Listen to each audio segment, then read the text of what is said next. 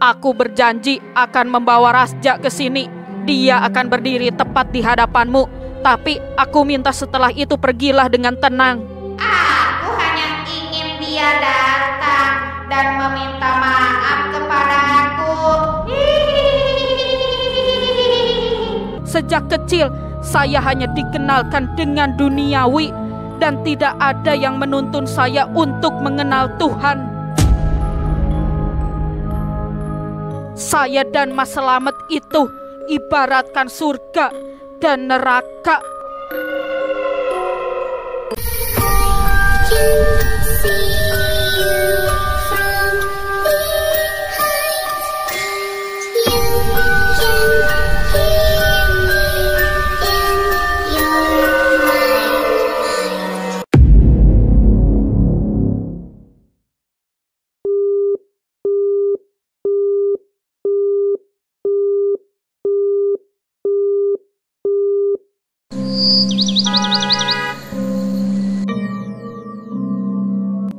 Mas Sugih, kalau boleh tahu jenis pesugihan apa yang dilakukan oleh Mas Sugih? Masa Mas Dukun tidak bisa mengetahuinya? Kan Mas Dukun ini seorang dukun toh. Memangnya Mas Dukun tidak bisa melihatnya? Baiklah, kalau Mas Sugih tidak mau memberitahu, saya mengerti dan tidak akan memaksa. Yang jelas, saya tidak pernah menumbalkan sesuatu toh Mas Dukun. Saya tidak mencelakakan orang lain demi kekayaan dan kelancaran usaha saya. Itulah kenapa kakak saya tidak ikut campur atas pesugihan yang saya jalani. Tapi tetap saja yang namanya bersekutu dengan setan pasti ada konsekuensinya, Mas Sugih. Saya percaya itu. Ya iya toh Mas Dukun. Saya pastikan diri saya sendiri yang menanggung resikonya.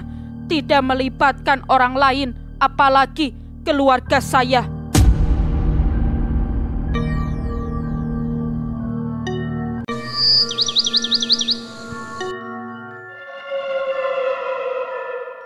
Aki Marai sekarang sedang apa ya? Apa aku datangi dia lagi untuk menanyakan keputusannya? Laki-laki tua bangka itu memang harus selalu dipaksa. Dia suka jual mahal untuk menuruti permintaan orang lain. Oh iya, aku belum memberitahu kakakku soal masa lalu Nyai Damrong dengan Aki Marai. Tidak, sebaiknya aku tidak memberitahu dia. Aku bisa menyelesaikannya sendiri, asalkan berhasil membawa Aki Marai ke hadapan Nyai Damrong.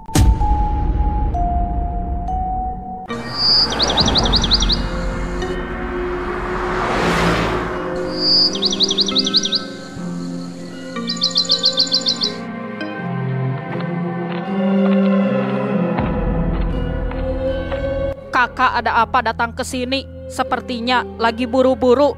Aku sedang membutuhkan bantuanmu, Suke. Apa kamu sedang sibuk? Aku lagi duduk-duduk aja. Tapi nanti aku mau pergi, ada urusan. Memangnya ada apa, Kak? Pertemukan aku dengan kuntilanak hitam milikmu. Aku ingin menanyakan sesuatu kepada dia, Suke. Tiba-tiba begini. Ada apa dulu, Kak? Aku belum tahu apa maksud kakak. Suke, apa kamu tahu kalau Sugih melakukan pesugihan? Aku nggak tahu. Kakak tahu dari mana? Sejak awal pertemuan kita dengan Sugih di rumah sakit waktu itu, aku sudah mencium bau siluman dari tubuhnya. Aku sudah mencurigai kalau dia memang melakukan pesugihan. Dan ternyata benar, dia sendiri yang mengakuinya ketika kami mengobrol tadi. Apa urusannya sama kuntilanak hitamku, Kak? Aku ingin bertanya jenis pesugihan apa yang dilakukan oleh Sugih. Karena jujur saja, Suke, aku tidak bisa mendeteksi jenis siluman apa yang bekerja sama dengannya. Kenapa tidak kakak tanyakan saja kepada Sugihnya tadi? Kalau dia berani mengakui, kenapa tidak sekalian saja dia memberitahu jenis pesugihannya apa? Aku sudah menanyakannya, Suke, tapi dia tidak mau memberitahuku. Kalau memang Sugih melakukan pesugihan, tapi kenapa aku tidak bisa mendeteksinya, Kak? Aku tidak melihat keanehan dari dia semenjak awal kami bertemu.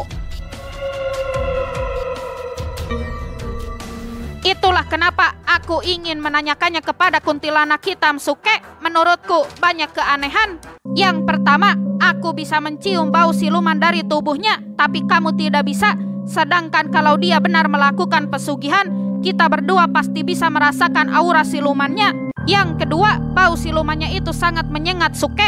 Awalnya aku mengira kalau Sugih bau badan, tapi ternyata itu bau siluman yang dia pelihara. Dan itu bukan bau amis seperti siluman-siluman pesugihan pada umumnya. Dan yang ketiga, dia tadi mengatakan kalau dia tidak pernah menumbalkan apapun dan resikonya dia sendiri yang menerima. Aku tidak pernah mencium aroma siluman yang seperti itu, Suke. Di sepanjang hidupku menjadi dukun, dan jenis pesugihan apa yang tidak memakan tumbal? Pesugihan yang tidak memakan tumbal hanyalah pesugihan tuyul. Apa mungkin dia memelihara tuyul, Kak? Ditambah dia juga mempunyai 3 istri. Bisa saja kan istri-istrinya itu bergantian menyusui tuyul peliharaan mereka? Tidak, Suke, itu bukan aroma tuyul. Percayalah kepadaku. Atau mungkin saja dia melakukan perewangan, Kak. Setahuku perewangan itu tidak bersekutu dengan siluman, tapi dengan iblis, dan pelakunya sendiri yang bisa menjadi tumbalnya. Tetap saja, Suke, perewangan itu memakan tumbal. Jika tumbalnya tidak berhasil, maka pelakunya yang akan menerima akibat. Sedangkan Sugih, tadi dia berkata tidak pernah menumbalkan apapun. Tapi Kak, untuk mengobrol dengan kuntilanak hitam pasti membutuhkan waktu yang lama. Aku sore ini harus pergi karena ada urusan. Suke, aku tidak pernah meminta sesuatu kepadamu. Tolong kali ini saja penuhi permintaanku. Suke, bagaimana kalau ini ada kaitannya dengan rumah terkutuk itu? Karena Sugih melakukan pesugihan ini atas warisan dari orang tuanya. Dan sudah pasti dukun perantaranya itu Nyai Damrong. Tidak mungkin jika kuntilanak hitam tidak mengetahui apa-apa, Suke. Sesama makhluk halus biasanya mengetahui rahasia antar mereka. Makanya aku ingin bertanya kepada kuntilanak hitam itu.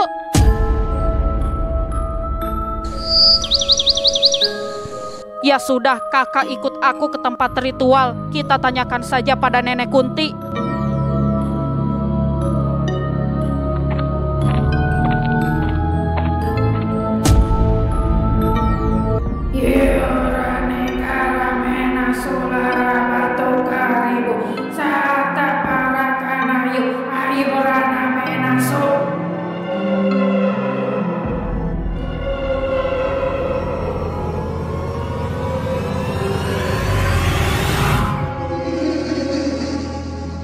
Maneh ngaganggu, urang keur sare, Suke. Punten nini, abdi anu miwarang Suke nyauran anjeun. Lancek urang nu hayang panggih jeung maneh, lain urang. Aya naon sih? Bade aya anu ditaroskeun, mung anjeun anu tiasa ngabantosan abdi. Marane tong macam-macam sia rek nanaon ieu teh. Tong neangan picilakaeun. Geus tong loba nanya.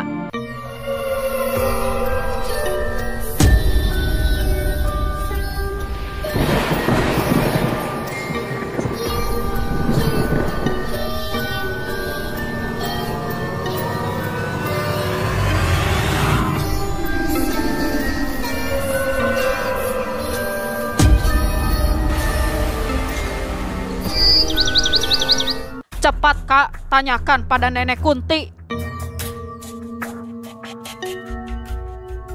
Begini Nek, adiknya Pas Selamet yang bernama Sugih itu apa benar melakukan pesugihan? Soalnya dia tadi mengobrol tentang itu dengan kakakku. Iya benar, dia melakukan pesugihan 7 turunan. Pesugihan apa itu Nek? Pesugihan kera putih.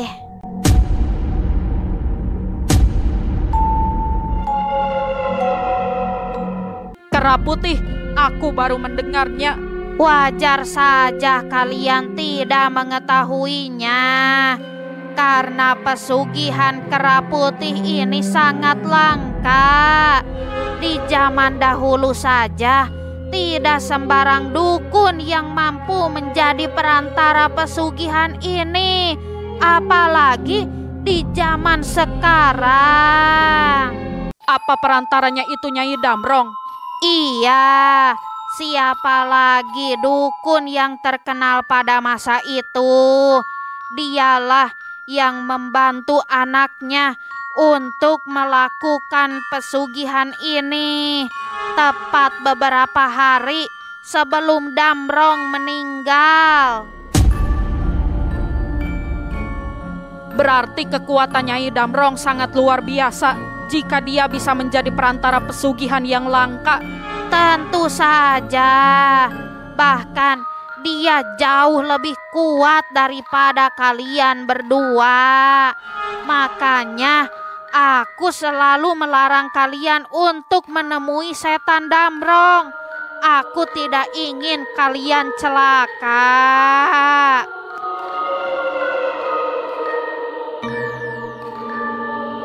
Nenek, tolong beri informasi tentang pesugihan kera putih. Pengetahuanku sangat buta. Aku bahkan tidak pernah mendengarnya. Begini, pesugihan kera putih ini tidak mudah didapat. Jika kekuatan dukun perantaranya tidak cukup, maka nyawa dukun perantaranya yang jadi taruhan. Namun, jika berhasil mendapat pesugihan kera putih ini, dampaknya sangat luar biasa. Dalam waktu yang singkat, pelakunya akan kaya raya. Tidak seperti pesugihan yang lain yang harus membangun usaha terlebih dahulu sebagai manipulasi atas kekayaannya. Kalau berhasil di pesugihan ini, ibaratnya dengan memejamkan mata saja, harta sudah ada di depan mata. Ditambah lagi pesugihan ini tidak membutuhkan nyawa sebagai tumbal. Namun, kesehatan pelaku pesugihannya perlahan-lahan digerogoti. Semakin tua akan semakin sakit-sakitan. Lama-kelamaan tubuhnya tidak berdaya. Apa kalian tahu? Sugih itu sekarang sudah mulai sakit-sakitan. Dia mengetahui kalau penyebab penyakitnya adalah karena pesugihan yang dia lakukan. Kalau saja dia tidak dibantu oleh obat, mungkin dia sudah tidak berdaya. Benar itu, sewaktu pacaran dengan Utik dulu, aku pernah mendengar kalau omnya itu sakit-sakitan, sering masuk rumah sakit dan selalu ada saja yang diderita olehnya. Mungkin badannya saja yang kekar, tapi di dalam tubuhnya kita tidak tahu seperti apa. Ya, benar itu Suke. Bahkan Sugih pun menyadari bahwa setiap malam dia selalu dikerubungi oleh monyet-monyet putih yang merupakan pasukan dari Raja Kera Putih. Apa yang dilakukan monyet-monyet putih itu kepada Sugih, Nek? Apa saja mereka lakukan. Ada yang menggigit tubuh Sugih, menjilatinya, mencakarnya, intinya menyakiti tubuh Sugih, menggerogotinya perlahan-lahan. Tadi nenek bilang kalau itu pesugihan 7 turunan, apa maksudnya? Pesugihan kera putih ini akan otomatis diwariskan kepada keturunan pelakunya dan akan berlangsung sampai keturunan ke-7. Sekarang baru sampai di keturunan kedua. Seharusnya pesugihan ini diturunkan kepada Slamet sebagai anak pertama. Tapi anak itu seolah memiliki benteng yang tidak dapat ditembus oleh makhluk seperti kami. Dia sangat dekat dengan Tuhan. Kami takut dengan orang yang sepertinya. Maka Sugihlah yang meneruskan pesugihan ini. Mau tidak mau dia harus menjalaninya. Itulah kenapa dia sampai memiliki 3 istri. Ya inilah alasannya.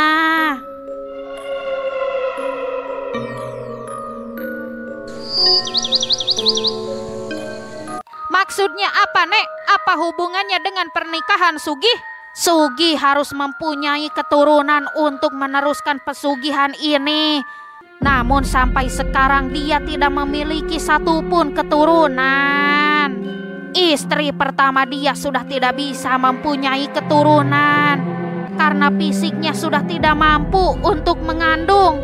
Dia sudah beberapa kali keguguran dan anak yang berhasil lahir pun meninggal di usia 2 tahun. Istri kedua Sugih juga sama, seolah-olah dia tidak ditakdirkan memiliki keturunan. Ada 4 anak yang berhasil terlahir dari istri keduanya ini. Namun yang satu meninggal karena kecelakaan, yang 2 meninggal karena sakit, dan yang satunya meninggal karena tenggelam. Sedangkan dari istri ketiganya ini sama sekali belum dikaruniai keturunan. Dan ada kemungkinan Sugih akan mencari istri keempat. Dia sangat berusaha memiliki keturunan untuk meneruskan pesugihannya.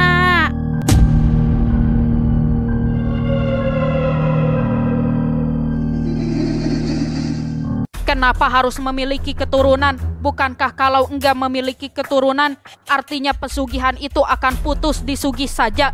Bukannya bagus? Tidak semudah itu, Suke. Jika Sugih tidak memiliki keturunan sampai dia meninggal nanti, maka keturunan dari saudara kandungnya yang harus meneruskan pesugihan ini. Maksudnya, saudara kandung Sugih kan Pak Selamat. Berarti anak Pak Selamat yang nantinya akan meneruskan ini. Iya benar, Suke. Siluman kera putih memang terkenal siluman yang licik. Dan satu lagi, yang bisa meneruskan pesugihan ini hanyalah keturunan berjenis kelamin laki-laki. Perempuan tidak bisa meneruskannya. Berarti Uut yang akan meneruskannya nanti. Iya benar. Jika Sugih belum juga mempunyai keturunan sampai dia meninggal nanti, otomatis anak itu yang akan menjadi pewaris pesugihan kera putih ini, mau tidak mau.